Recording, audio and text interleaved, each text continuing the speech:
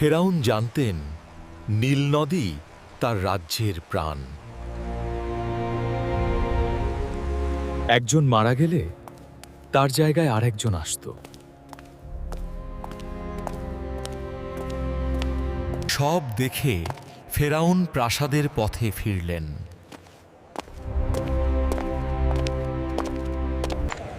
এখানেই নেওয়া হতো রাজ্যের সব সিদ্ধান্ত।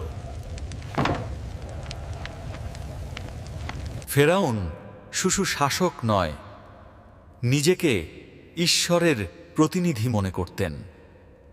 মানুষ বিশ্বাস করত ফেরাউনের শক্তি এসেছে দেবতাদের কাছ থেকে। নতুন নির্মাণ, নতুন শ্রম, সব চলতেই থাকত। দাসদের জীবনে বিশ্রাম ছিল অল্প, কাজ ছিল অসীম।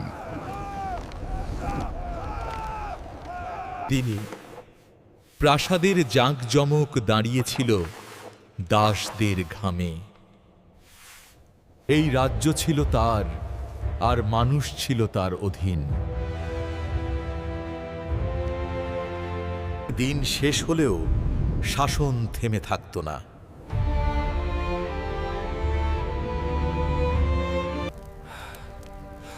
তাদের রাত ছিল শুধু পরের দিনের অপেক্ষা। প্রাসাদে তখনও পরিকল্পনা চলছিল।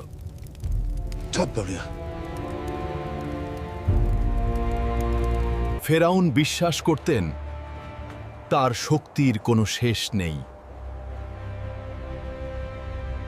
এইভাবেই মিশরের মাটিতে লেখা হয়েছিল ফেরাউনের শাসনের ইতিহাস।